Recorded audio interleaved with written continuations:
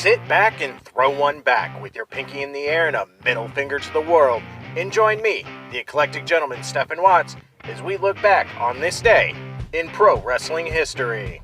But before we do, put that drink down, like, share, and subscribe, and without further ado, let's get our wrestling history on. Ladies and gentlemen, boys and girls, children of all ages, it is October 11th, and we're going to start off as we always do on a positive note.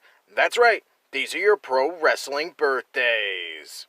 1963, the Cowboy, Sam Houston. 1965, part of the Samoan Dynasty, the Tonga Kid.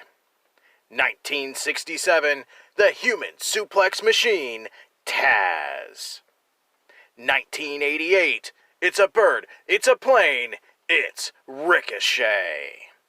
And last but not least, 1996, believe it or not, it's Rhea Ripley. And we're going to keep that positivity train a-rolling. That's right, these are your pro wrestling history highlights for October 11th. A super short trip in the Wayback Machine today, as we start in 1984.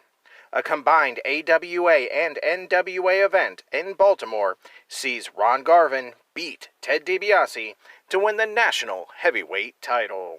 3 years later in 1987, Bill Dundee and Jerry Lawler defeat Doug Summers and Soldat Ustinov for the AWA World Tag Team titles in Memphis, Tennessee.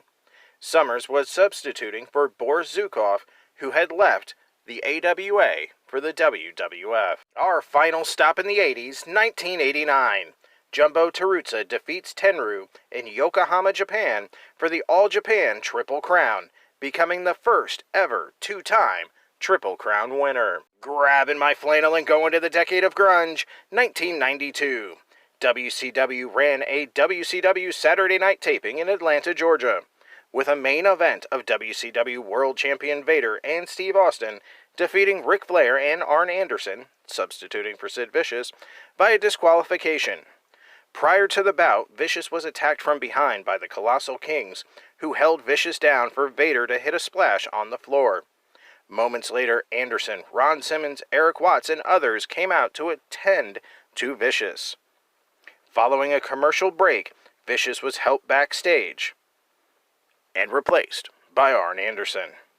This would turn out to be Vicious's last WCW TV appearance for 6 years. The next year in 1993, Randy Savage defeats Jerry Lawler for the USWA Unified Heavyweight title in Memphis, Tennessee, ending Lawler's 16th run with the title of $5,675,000.